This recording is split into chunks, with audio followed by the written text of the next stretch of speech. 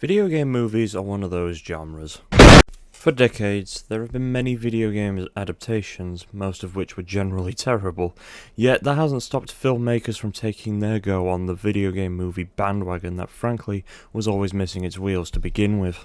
Even in the 2010s, we're still getting video game adaptations, and I watched a load of them in preparation for the main topic of today's video. Of course, I will summarise my opinion on these movies.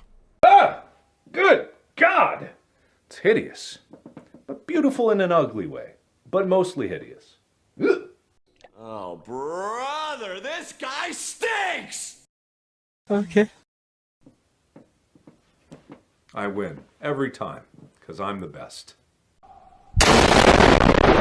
And yes, I probably should have watched the biggest film to compare it to at the time, Detective Pikachu, but does anyone actually remember this movie? The reason I bring up the previous film is because of a major incident involving the original design for Sonic. In 2019, the world was greeted with Ugly Sonic, aptly named by two Disney chipmunks.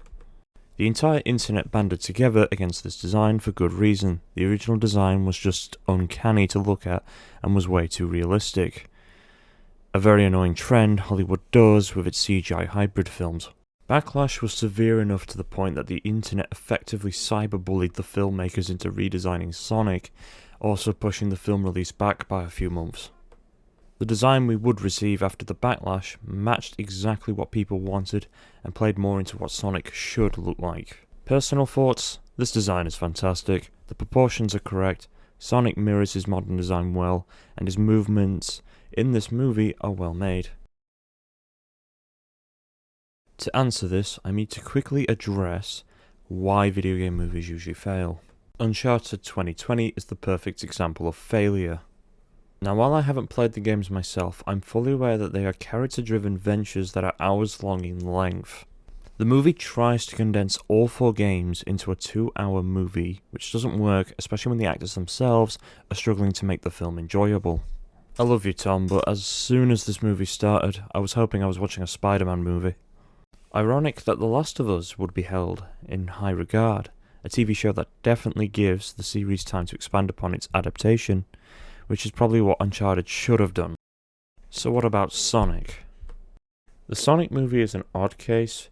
The movie is an origin story for Sonic, where he befriends a new character, Tom, a policeman from the town of Green Hills, obvious Green Hill reference.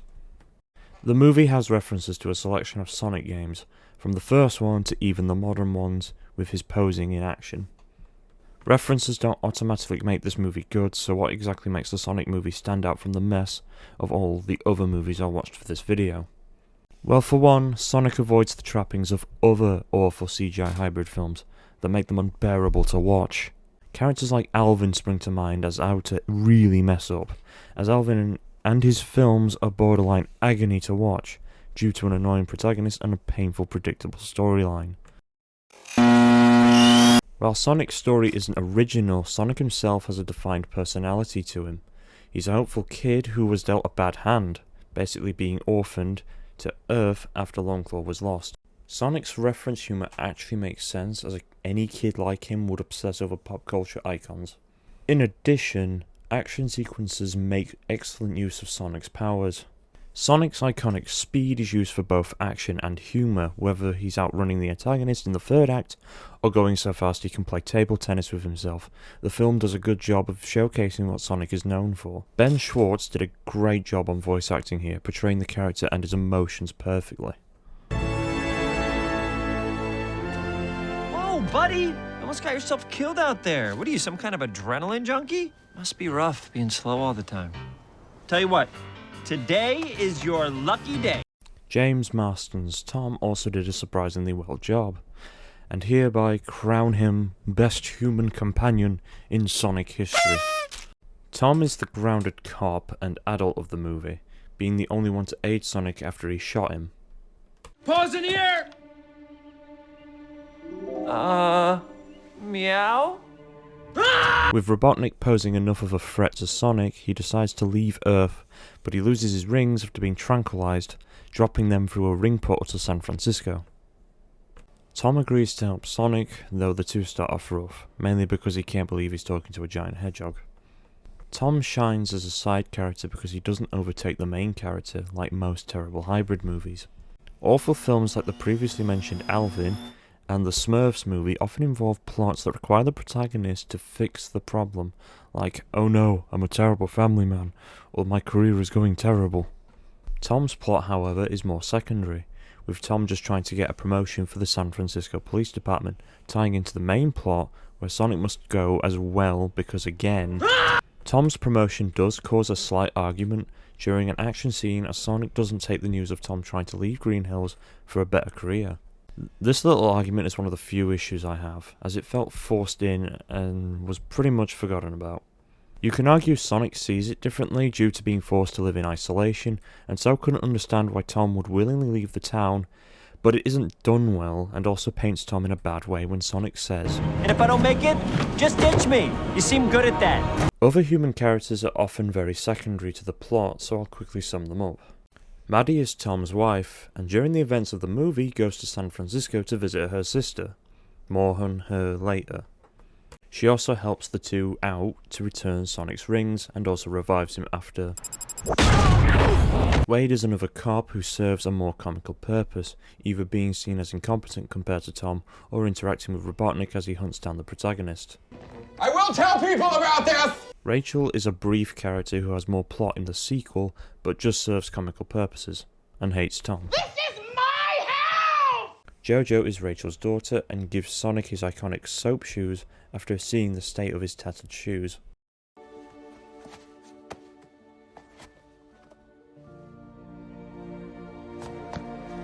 Oh, all right, looking good. Then we have Dr. Robotnik.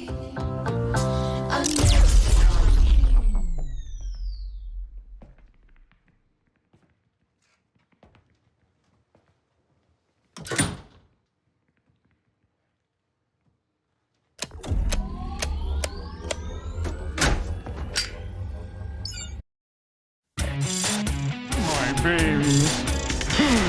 Look what came out of my egg sack. Achieve your goal. Getting a Costco car or adopting a Labrador. I'm telling you, I surpassed everything you're ever going to do.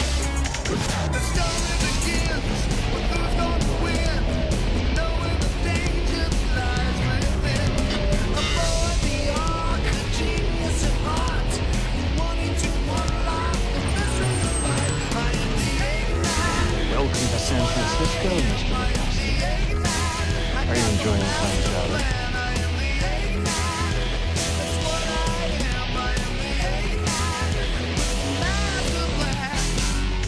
I'm plotting my schemes wherever I go. I just thought you might like a latte with steamed Austrian goat milk. What do I look like, an imbecile? Of course I want a latte. I love the way you make them! Jim Carrey is a perfect fit for this Robotnik. He's intimidating, funny, and just having a fun time with the role. The film captures his appearance extremely well as his personality, which Jim really nails. Anytime he's on screen, you know it's going to be a good time. His robots are a unique design, going for the Drone Dome appearance in white metal. A departure, but they look neat and fill in the role of basic cannon fodder. However, his personal flyer mimics the classic Egg Pod from the classic games. To work off his personality, we get Agent Stone. A more grounded character who admires the Doctor, Stone serves to work off Robotnik and has become a fan favourite with his further development in the sequel. Not much I can say on Stone, he just exists to give Jim someone to work off. Sonic's final confrontation with Robotnik features extreme high action chases, with Sonic running across famous world sites and finally ending up back at Green Hill. Robotnik is able to match his speed and hence the chase I mentioned earlier. After a pretty generic speech from Tom, Sonic gets up and finally smashes up Robotnik's pod, while also sending him to the Mushroom Planet. The film ends on Sonic finally finding a home with Tom and Maddie, while also teasing a sequel with Bold Robotnik, matching his official appearance in the games, and Tails, voiced by his official voice actor. The Sonic movie is far from the perfect movie, but as a video game movie, it treats its characters well and sets up the Sonic movie universe. With solid action, a simple but easy to follow story, and great acting from the stars, this film is a fun time that I can recommend to fans and families alike. Because if we're going to be honest, if you have to watch a movie with talking animals, you probably want to watch this one.